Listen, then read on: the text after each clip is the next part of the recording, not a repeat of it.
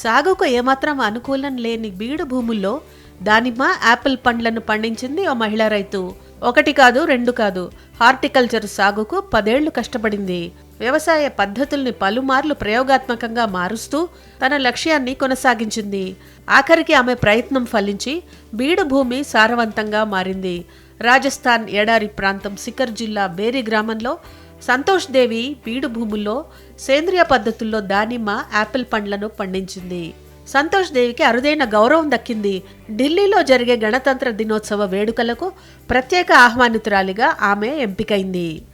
పోస్టులో వచ్చిన ఆ ప్రత్యేక ఆహ్వానం గురించి తెలియగానే ఆమె కుటుంబ సభ్యులు, గ్రామస్తుల ఆనందానికి అవధులు లేకుండా పోయాయి.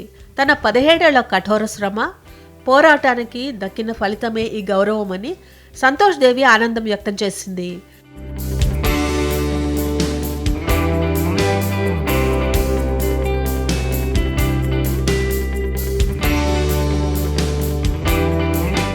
మూడు రోజుల క్రితం రాష్ట్రపతి భవన్ నుంచి ఆహ్వానం అందిందని, అప్పటి నుంచి ఎంతో ఉత్సాహంగా ఉందని తెలిపింది. రసాయనాలు లేని సేంద్రియ పద్ధతిలో దానిమ్మ, యాపిల్, జామ పండ్లను సంతోష్ దేవి సాగు చేస్తోంది. ఆమె పొలంలో పండిన దానిమ్మ పండ్లు 800 గ్రాముల వరకు బరువు తూగుతాయి.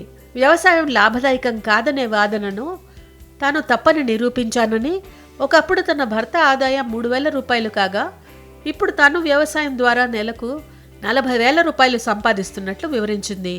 సంతోష్ దేవి స్ఫూర్తితో హార్టికల్చర్ ద్వారా సికర్ జిల్లాలో ప్రస్తుతం వేలాది మంది మహిళలు ఉపాధి పొందుతున్నారు. అంతేకాకుండా సంతోష్ దేవి ఏటా 80,000 మొక్కలు నాటుతూ పర్యావరణ పరిరక్షణలోనూ కీలక పాత్ర పోషిస్తోంది. 2016లో నాటి ముఖ్యమంత్రి వసుంధరా రాజే నుంచి ₹1,00,000 అవార్డు అందుకున్న తర్వాత తాను వెనుదిరిగి చూడలేదని ఆమె గుర్తు చేసుకుంది. ఈ విజయం మహిళా సాధికారతకు, రైతులకు దక్కిన గౌరవంగా స్థానికులు భావిస్తున్నారు.